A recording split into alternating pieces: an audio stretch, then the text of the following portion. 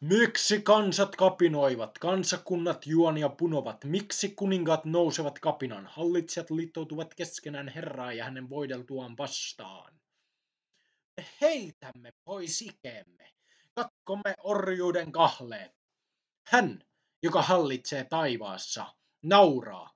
Herra pilkkaa heitä, hän puhuu heille vihassaan ja kauhistuttaa heidät kiivaudellaan.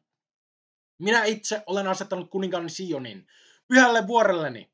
Nyt kerro, mitä Herra on säätänyt.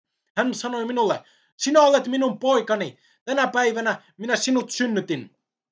Pyydä minulta, niin saat kansat perinnöksesi, ja maan äärin ulottuu sinun valtasi.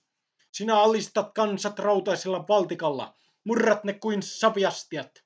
Tulkaa siis järkine kuninkaat. Ottakaa opiksenne maan mahtavat.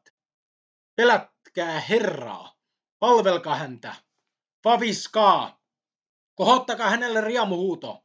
Tervehtikää poikaa hänen voideltuaan, suudelkaa häntä.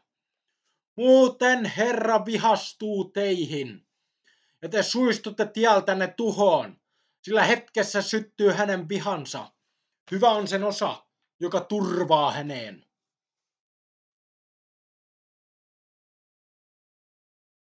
Matkamme vei, tänne se toi, uuden tien se loi, nyt laulu soi, voi voi.